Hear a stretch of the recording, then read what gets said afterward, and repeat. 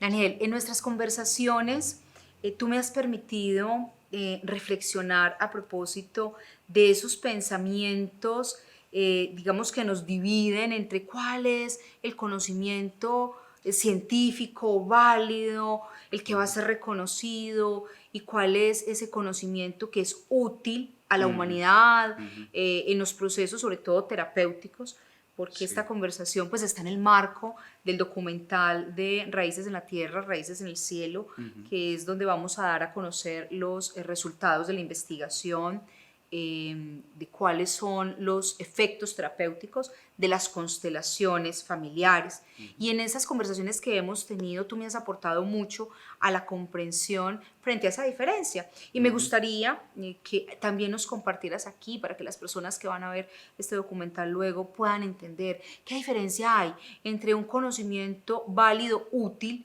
y el Ujú. conocimiento científico.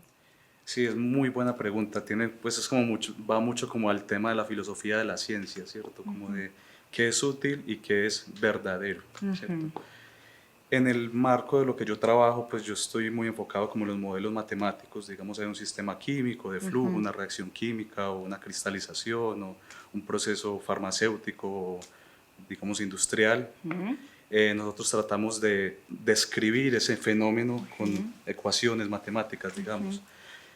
A veces hay ecuaciones que son más sofisticadas, digamos, tratan de ir más al fondo del fenómeno y describir, digamos, la química y la física internamente del asunto y convertir eso, trasladarlo a una ecuación y luego resolver la ecuación. ujú, En otras ocasiones el modelo no es así, el modelo es simplemente, digámoslo así, empírico. ujú, Digamos que tratamos como de describir la sombra, como en esta alegoría de la caverna de ujú, Platón, donde vemos una sombra, tratamos de replicar lo que vemos y no necesariamente tenemos que, digamos, ir al fondo del fenómeno físico-químico.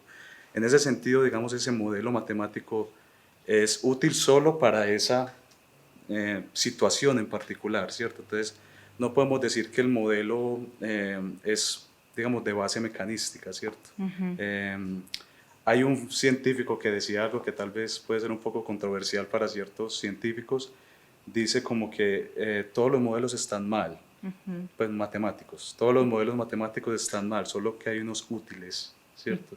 Yo estoy muy de acuerdo con esa visión del modelado matemático, porque aun cuando el modelo no describa internamente lo que pasa, el hecho de que me permita describir lo que yo observo, ¿cierto? Lo hace útil y simplemente, digamos, se usa para la aplicación que se esté estudiando. Entonces viene la pregunta, digamos, de si es útil, se usa. O sea, no importa que no describa la física y la química dentro, si es útil, simplemente se usa. Entonces, creo que tal vez como en las áreas que tú hablas a nivel terapéutico, digamos, la utilidad de los modelos que se están construyendo los hace válidos para poder, digamos, ayudar a las personas que estén recibiendo esa información, me parece a mí. Claro, entonces Ujú, ahí podríamos decir que la validez de un protocolo, por ejemplo, como el que yo utilizo en constelaciones, de una herramienta de conciencia como las constelaciones que hoy están impactando a millones de seres en el mundo, ujú, ¿sí? Que ahí esa validez no tiene que ver directamente con que se le aplique el método científico ujú, y que de ahí podamos decir que se puede medir, cuantificar, porque este es un modelo fenomenológico que acompaña la subjetividad, ujú, donde no hay variables que se puedan controlar, ujú, donde inclusive estamos hablando de que hay conexión con campos de información más grande, campos de información espiritual, ¿cierto? ujú, Que sí. bueno, para la ciencia esto no es, digamos, muy válido, pero entonces esta validez de la que tú nos hablas podría encontrar un fundamento en donde, en una herramienta como esta. Sí, yo antes escuchaba hablar un poco sobre la pregunta, Sí. ¿cierto? Sobre cómo guías a las personas para hacer buenas preguntas.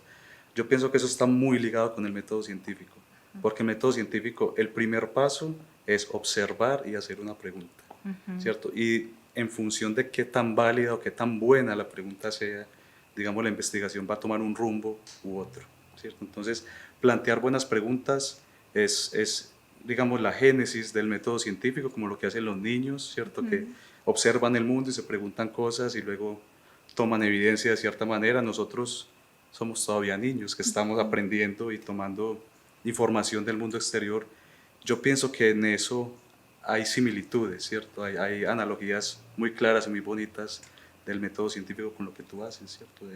Digamos, hacer ese clic, digamos, habilitar la exploración a través de una buena pregunta. O sea, esa es la génesis de esto, pienso yo. O sea, que no estamos como tan lejos los unos de los otros, diría yo. Seguro, y hoy los avances en la física cuántica, ¿cierto? Y en los modelos cuánticos nos dicen que los paradigmas anteriores pues, han sido cada vez más revaluados, y de eso sí nos Exacto. podrás hablar tú. Ajá. Cada vez un paradigma, precisamente le llegan preguntas, cuestionar un paradigma, cuestionar una creencia, cuestionar un patrón, cuestionar unas formas particulares de una familia o de una cultura, es lo que permite que avancemos. El Claro. avance del conocimiento no está en las respuestas que ya tenemos, Ajá. sino en las preguntas que le hacemos a esas respuestas anteriores.